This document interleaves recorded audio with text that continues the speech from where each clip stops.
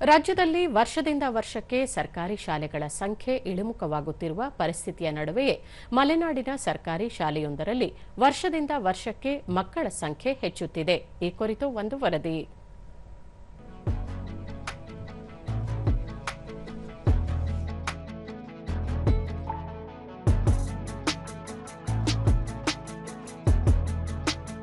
ಸರ್ಕಾರಿ ಶಾಲೆ ಎಂದರೆ ಅವ್ಯವಸ್ಥೆಯ ಆಗರ ಎಂಬುದು ಸಾಮಾನ್ಯ ಎಂಬಂತಾಗಿದೆ.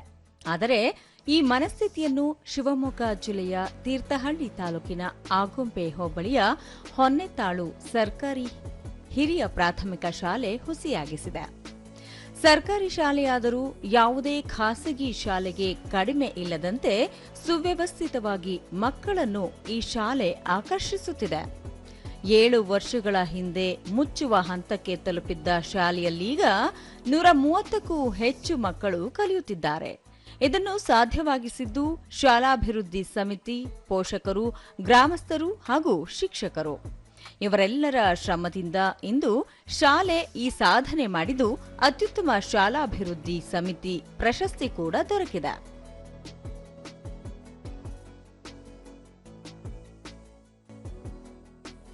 ಮಲೆನಾಡಿನಲ್ಲಿ ಮಳೆಗಾಲದ ದಿನಗಳಲ್ಲಿ ಮಕ್ಕಳು ಶಾಲೆಗೆ ಬರುವುದೇ ಕಷ್ಟ.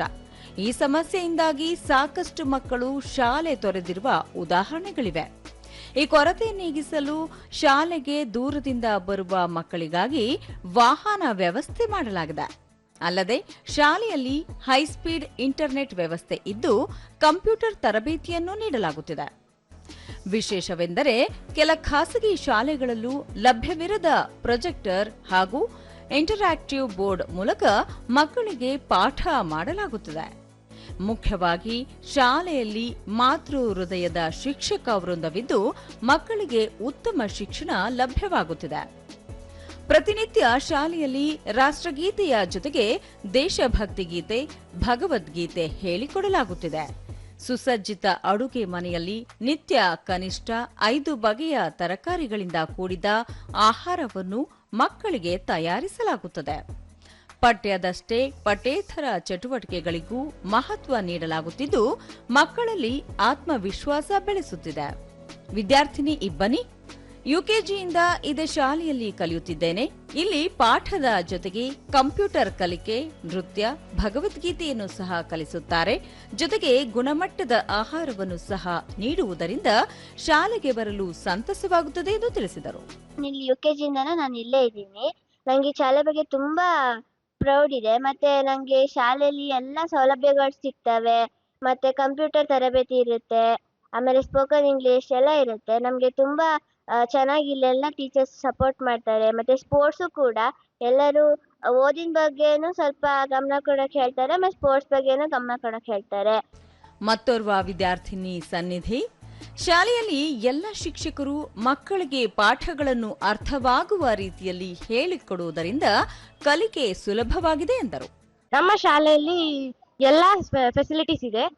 ನಮ್ಮ ಶಾಲೆಯಲ್ಲಿ ಭರತನಾಟ್ಯ, ಯೋಗ, ನಮ್ಮ ಶಾಲೆ ತುಂಬಾ ಚೆನ್ನಾಗಿದೆ.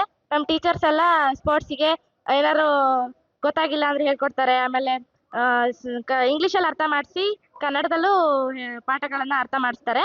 ವಿದ್ಯಾರ್ಥಿನಿ ರಮ್ಯಾ ನಮ್ಮ ಶಾಲೆಯಲ್ಲಿ ಕಂಪ್ಯೂಟರ್ ಲ್ಯಾಬ್ನಂತಹ ಅತ್ಯಾಧುನಿಕ ಸೌಲಭ್ಯದೊಂದಿಗೆ ಪೌಷ್ಟಿಕಾಂಶದಿಂದ ಕೂಡಿದ ಆಹಾರವನ್ನು ನೀಡುತ್ತಾರೆ. ಅಲ್ಲದೆ ಪುಸ್ತಕಗಳನ್ನು ಸಹ ಉಚಿತವಾಗಿ ನೀಡುತ್ತಿದ್ದು ಶಿಕ್ಷಣವೂ ಸಹ ಉತ್ತಮವಾಗಿದೆ ಎಂದು ಹೇಳಿದರು. ನಮ್ಮ ಸ್ಕೂಲ್ ಎಲ್ಲ ಇಂಪ್ರೂವ್ ಆಗಿ ತುಂಬಾ ಚೆನ್ನಾಗಿದೆ. ಅಲ್ಲಿ ನಮ್ಮ ಸ್ಕೂಲಲ್ಲಿ ಕಂಪ್ಯೂಟರ್ ಲ್ಯಾಬ್ ಇದೆ. ಮತ್ತೆ ಲೈಫ್ ಸ್ಕಿಲ್ ಹೇಳ್ಕೊಡ್ತಾರೆ. ನಮಗಿಷ್ಟ ಆಗಿದ್ ಬೇಕಾದ್ರೆ ವರ್ಕ್ ಮಾಡ್ಬೋದು. ಊಟ ಮಾಡೋಕ್ಕೆ ಮೊಟ್ಟೆನೂ ಸಿಗುತ್ತೆ ಅದ್ರ ಜೊತೆಗೆ. ಮುಖ್ಯೋಪಾಧ್ಯಾಯಿನಿ ಅಶ್ವಿನಿ ಪೋಷಕರು, ಊರಿನವರು ಹಾಗೂ ದಾನಿಗಳ ನೆರವಿನಿಂದ ಶಾಲೆ ಖಾಸಗಿ ಶಾಲೆಯನ್ನು ಮೀರಿಸುವ ರೀತಿಯಲ್ಲಿ ಅಭಿವೃದ್ಧಿಯಾಗಿದೆ. ಆರ್ಥಿಕವಾಗಿ ತೊಂದರೆ ಇರುವ ವಿದ್ಯಾರ್ಥಿಗಳಿಗೆ ಶಾಲೆಗೆ ಬರಲು ವಾಹನ ವ್ಯವಸ್ಥೆಯನ್ನು ಸಹ ಮಾಡಲಾಗಿದೆ ಎಂದರು. ಯಾವುದೇ ಒಂದು ಶಾಲೆಗೆ ಈ ತರ ನಮ್ಮ ಶಾಲೆ ತರಾನೇ SDMC ಆಗಿರ್ಬೋದು, ಆಮೇಲೆ ಪೋಷಕರ ಸಹಕಾರ, ದಾನಿಗಳ ಸಹಕಾರ ಸಿಕ್ಕಿದ್ರೆ ಯಾವುದೇ ಗೌರ್ಮೆಂಟ್ ಶಾಲೆಗಳು ಕೂಡ ಮುಚ್ಚೋದಿಲ್ಲ ಅಂತ ಅನ್ಸುತ್ತೆ. ನಮ್ಮ ಶಾಲೆಯಲ್ಲಿ ಕ್ವಾಲಿಟಿ ಎಜುಕೇಶನ್ ಸಿಗ್ತಾ ಇದೆ. ಶಾಲಾಭಿವೃದ್ಧಿ ಸಮಿತಿ ಅಧ್ಯಕ್ಷ ನಿತ್ಯಾನಂದ 7 ವರ್ಷಗಳ ಹಿಂದೆ ಯಾವುದೇ ಅಭಿವೃದ್ಧಿ ಇಲ್ಲದೆ ಮುಚ್ಚುವ ಹಂತದಲ್ಲಿದ್ದ ಶಾಲೆಯ ಪರಿಸ್ಥಿತಿಯನ್ನು ಗಮನಿಸಿ ಊರಿನವರೆಲ್ಲ ಸೇರಿ ಅಭಿವೃದ್ಧಿಗೆ ಮುಂದಾದೆವು. ಶಾಲೆಗೆ ಧರ್ಮಸ್ಥಳ ಗ್ರಾಮಾಭಿವೃದ್ಧಿ ಯೋಜನೆ, ಶೃಂಗೇರಿ ಶಕಟಪುರ ಮಠಗಳು, ಬೆಂಗಳೂರಿನ ಎನ್ಜಿಒಗಳು ಹಾಗೂ ದಾನಿಗಳು ನೆರವು ನೀಡುತ್ತಿರುವುದರಿಂದ ಖಾಸಗಿ ಶಾಲೆ ಮೀರಿಸುವಂತೆ ಅಭಿವೃದ್ಧಿ ಹೊಂದಿದೆ ಎಂದರು. ಹಾಗೆ ನಮ್ಮ ಹಿರಿಯ ವಿದ್ಯಾರ್ಥಿಗಳು ನಾವು ಏನು ಈ ಶಾಲೆಗೆ ಏನಾದ್ರು ಕೊಡುಗೆ ನೀಡಬೇಕು ಅಂತ ಇಲ್ಲಿ ಓದಿದಂತ ಹಿರಿಯ ವಿದ್ಯಾರ್ಥಿಗಳು ದಿನಕ್ಕೆ 10 ರೂಪಾಯಿ ಲೆಕ್ಕ ನಮ್ಮ ಶಾಲೆಗೆ ತೆಗೆದಿದ್ದು ತಿಂಗಳಿಗೆ 300 ರೂಪಾಯಿನ ನಮ್ಮ ಶಾಲೆಯ ಒಂದು ಅಕೌಂಟ್ ಮಾಡ್ಕೊಂಡಿದ್ದೀವಿ ನಾವು. ಆ ಅಕೌಂಟಿಗೆ ಜಮಾ ಮಾಡ್ತಾರೆ. ಹಾಗೆ ಎಲ್ಲ ಹಿರಿಯ ವಿದ್ಯಾರ್ಥಿಗಳು, ಊರಿನ ಹಿರಿಯರು ಎಲ್ಲರ ಸಮ್ಮುಖದಲ್ಲಿ ಈ ಶಾಲೆನ ತುಂಬಾ ಅಭಿವೃದ್ಧಿ ಮಾಡಲಿಕ್ಕೆ ನಮಗೆ ತುಂಬಾ ಸಹಕಾರಿಯಾಗಿದೆ. ಶಾಲಾಭಿವೃದ್ಧಿ ಸಮಿತಿ, ಶಿಕ್ಷಕರು, ಪೋಷಕರು, ಗ್ರಾಮಸ್ಥರು ಮನಸ್ಸು ಮಾಡಿದರೆ ಸರ್ಕಾರಿ ಹೊನ್ನೆತ್ತಾಳು ಶಾಲೆ ನಿರೂಪಿಸಿದೆ.